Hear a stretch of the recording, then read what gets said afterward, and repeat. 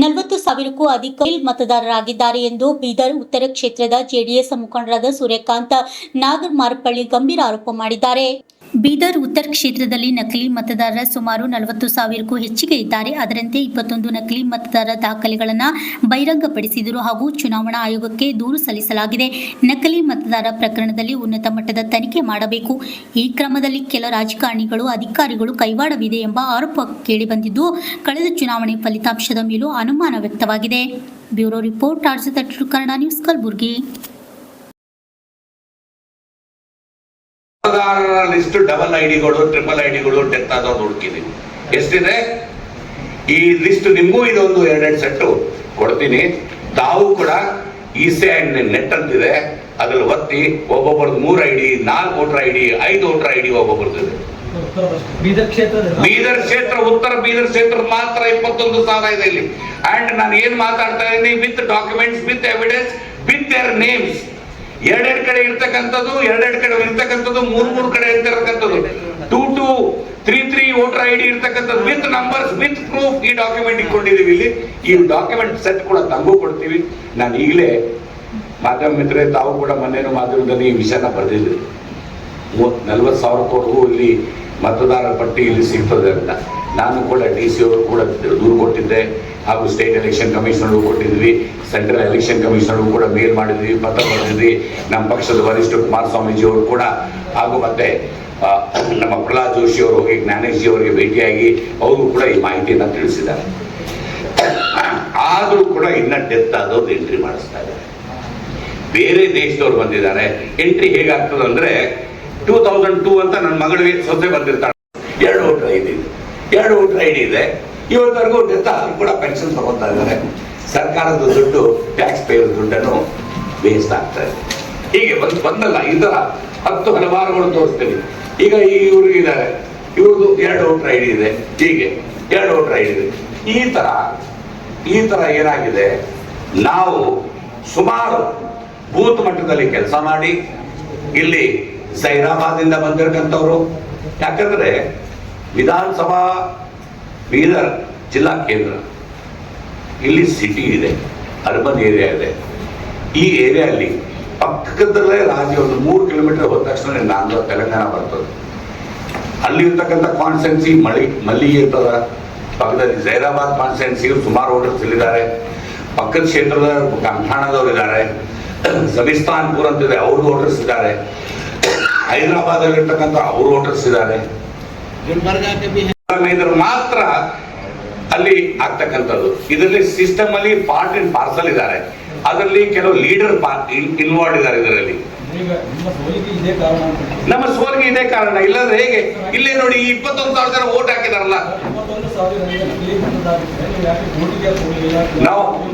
ನಾವು ಕೋರ್ಟ್ಗೆ ನಮ್ದು ಡಿಲೇ ಲಿಮಿಟೇಷನ್ಸ್ ಮುಗಿದಿತ್ತು.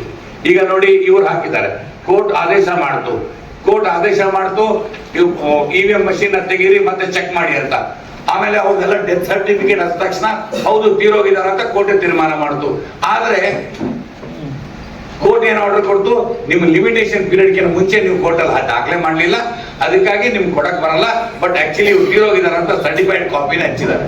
ಆದ್ರೆ ಅವ್ರು ಅವತ್ತು ಮಾತ್ರ ಜೀವಂತ ಮಂದಿ ಓಟ್ ಹಾಕಿದ್ದಾರೆ. ಹೇಗೆ ಓಟ್ ಹಾಕಿದ್ರು ಅಂತ ನಮ್ಮ ಪ್ರಶ್ನೆ. ಹೀಗೆ 21,000 ಇಲ್ಲಿ ನನ್ನ ಕೈಯಲ್ಲಿ ಸಿಕ್ಕಿರ್ತಕ್ಕಂಥದ್ದು. ನಾವು ನಮ್ಮ ಕಾರ್ಯಕರ್ತರೆಲ್ಲ, ನಮ್ಮ JDS ಪಕ್ಷದ ಕಾರ್ಯಕರ್ತರೆಲ್ಲ ಸೇರಿ ನಾವು 21,000 ಹಿಡಿದಿದ್ದೀವಿ. ಸುಮಾರು ಇತರ 40,000 ಮತದಾರರಿದ್ದಾರೆ. ಹೈದರಾಬಾದ್ ಅಲ್ಲಿ ಇಲ್ಲಿ ಬೇರೆ ಬೇರೆ ರಾಜ್ಯದಿಂದ ಬಂದಿರತಕ್ಕಂಥವ್ರು ವೋಟರ್ ID ಮಾಡ್ಕೊಂಡಿದ್ದಾರೆ, ಆಧಾರ್ ಮಾಡ್ಕೊಂಡಿದ್ದಾರೆ, ಎಲ್ಲ ದಾಖಲಾತಿಗಳು ಮಾಡ್ಕೊಂಡಿದ್ದಾರೆ. ಆದ್ರೂ ಕೂಡ ಆಧಾರ್ ಅನ್ನೋದು ಕಡ್ಡಾಯವಾದ್ರೆ ಇನ್ನಿಷ್ಟು ವೋಟ್ಗಳು ಸಿಗ್ತದೆ. ಈಗ ನನ್ನ ಕೈಯಲ್ಲೇ 21,000 ನಿಮ್ದು ಕಾಪಿಗಳು ಕೊಡ್ತೀನಿ ತಮ್ಗೆ. ತಾವು ಯಾವುದೇ ಒಂದು ನಂಬರ್ ಒತ್ತಿ, ಈ ವೋಟರ್ ID ಎಪಿಕ್ ನಂಬರ್ ಅಂತೀವಿ ಅದಕ್ಕೆ, ಈ ವೋಟರ್ ID ನಂಬರ್ ಒತ್ತಿ, ಈ ವೋಟರ್ ID ನಂಬರ್ ಒತ್ತಿ, ಡಬಲ್ ಟ್ರಿಪಲ್ 20,000 ಇದೆ. ಒಂದಲ್ಲ ಎರಡಲ್ಲ. ಇಂಥ ಚುನಾವಣೆ ಆದ್ರೆ ಹೇಗೆ ನಿಮ್ಗೆ ಒಂದು ಒಳ್ಳೆ ಕ್ಯಾಂಡಿಡೇಟ್ ಸಿಗ್ತಾರೆ, ಒಂದು ಒಳ್ಳೆ ರಾಜಕಾರಣ ಆಗ್ತದೆ? ಪ್ರಜಾಪ್ರಭುತ್ವ ಈ ದೇಶದಲ್ಲಿ ಹೇಗೆ ಉಳಿತದೆ? ಪ್ರಜಾಪ್ರಭುತ್ವ ಈ ದೇಶದಲ್ಲಿ ಡೆಮೋಕ್ರಸಿ ಇರಬೇಕು, ಕ್ಲೀನ್ ಫೇರ್ ಎಲೆಕ್ಷನ್ ಆಗಬೇಕು ಅಂತಂದ್ರೆ ಇದೆಲ್ಲ ಶುದ್ಧೀಕರಣ ಆಗ್ಬೇಕು. ಈ ಶುದ್ಧೀಕರಣ ಆಗ್ಬೇಕಂದ್ರೆ ಮೇನ್ ಕಡ್ಡಾಯವಾಗಿ ಆಧಾರ ಮಾಡಬೇಕು. ಆಧಾರ ಎಲ್ಲಿವರೆಗೂ ಲಿಂಕ್ ಮಾಡೋದಿಲ್ವೋ ಅಲ್ಲಿವರೆಗೂ ಇದು ಇನ್ನ ಹೀಗೆ ನಡೀತಾ ಇರ್ತದೆ. ಅದು ಆಧಾರ್ ಕೂಡ ಡೂಪ್ಲಿಕೇಟ್ ಮಾಡ್ತಾರೆ ಅಂತ ನಮಗೂ ತಿಳಿದು ಬಂದಿದೆ. ಆಮೇಲೆ ಡೆತ್ ಬೇರೆ ಬೇರೆ ನೆರೆ ದೇಶದವರು ಕೂಡ ಕೆಲವರು ವೋಟರ್ಸ್ ಇಲ್ಲಿದ್ದಾರೆ ಅಂತ ನಮಗೆ ಮಾಹಿತಿ ಬಂದಿದೆ. ನೆರೆ ದೇಶದವರು ಅಸ್ಸಾಂ ಪಕ್ಕದಲ್ಲಿರ್ತಕ್ಕಂಥ ಬಾಂಗ್ಲಾದೇಶ ಆಗ್ಲಿ ಅಲ್ಲಿನವರು ಕೂಡ ಇಲ್ಲಿ ಬಂದು ವಾಸ ಮಾಡ್ತಾ ಇದ್ದಾರೆ. ಇಲ್ಲಿ ವೋಟರ್ ID ಮಾಡ್ಕೊಂಡಿದ್ದಾರೆ, ಆಧಾರ್ ಮಾಡ್ಕೊಂಡಿದ್ದಾರೆ. ಆಮೇಲೆ ಅವ್ರ ಹೆಸರುಗಳು ಎಂಟ್ರಿ ಮಾಡಿ ಇಲ್ಲಿ ಪಕ್ಕದಲ್ಲಿ ಎಪಿಕ್ ನಂಬರ್ ಇದೆ. ಏನ್ ಎಪಿಕ್ ನಂಬರ್ ಇದೆ? 2298 ಅಂತ ಎಪಿಕ್ ನಂಬರ್ ಇದೆ. ಅವ್ರ ಹೆಸರು ಮೊಹಮ್ಮದ್ ನುಮಾನ್ ಖಾನ್ ಅಂತ, ಕೆಳಗಡೆ ತಂದೆ ಹೆಸರು ನಾಸೀರ್ ಖಾನ್ ಅಂತ. ಇದರಲ್ಲಿ ಕೋಟ್ ಹಾಕೊಂಡಿಲ್ಲ, ಇನ್ನೊಂದು ಪಕ್ಕದಲ್ಲಿ ಕೋಟ್ ಹಾಕೊಂಡಿದ್ದಾರೆ. ಇಲ್ಲಿ ಇಲ್ಲೊಂದು ವೋಟರ್ ID ಇದೆ, ಇಲ್ಲೊಂದು ವೋಟರ್ ID ಇದೆ. ಮನುಷ್ಯ ಒಬ್ಬರೇ ಇದ್ದಾರೆ. ಇಲ್ಲಿ ವೋಟರ್ ID ನಂಬರ್ ಇದೆ 9815 ಅಂತ, ನೀವು ನೋಡ್ಬೋದು. ಇದು ಕೂಡ ನಿಮ್ಗೊಂದು ಕಾಪಿ ಕೊಡ್ತಾ ಇದ್ದೀನಿ, ತಾವು ನೋಡ್ಬೋದು. ಇದು ಒಂದು ಎಕ್ಸಾಂಪಲ್ ಕೊಟ್ಟೆ. ಇವ್ರಿಗೆ ತಾವು ನೋಡ್ತಾ ಇದ್ದೀರಾ, ಇವ್ರು ಪುರುಷನ ಏನಿರ್ಬೋದು ಒಂದು ಅಂದಾಜಲ್ಲಿ ಇವ್ರ ಹೆಸರು ವೋಟರ್ ಲಿಸ್ಟ್ ಇಂದ ನಾವೇ ಜನತಾದಳ ಪಕ್ಷದವರು ನಮ್ಮ ಕಾರ್ಯಕರ್ತರೆಲ್ಲ ನಾವೆಲ್ಲ ಕಲ್ತಿ ಚೆಕ್ ಮಾಡ್ತಕ್ಕಂದಾಗ ಇವ್ರ ಹೆಸರು ಏನು ಬಂತು ಅಂದ್ರೆ ಜಗದೇವಿ ಅಂತ. ಇವ್ರ ಹೆಸರು ಏನಿದೆ ದಯವಿಟ್ಟು ಕ್ಯಾಮ್ರಾದವರೆಲ್ಲ ತೋರಿಸ್ಬೇಕಿದ್ರು, ಜಗದೇವಿ ಅಂತ ಇವ್ರು ಜಗದೇವಿ ನೋಡಿ, ಜಗದೇವಿ ಹೇಗೆ ಕಾಣಿಸ್ತದೆ.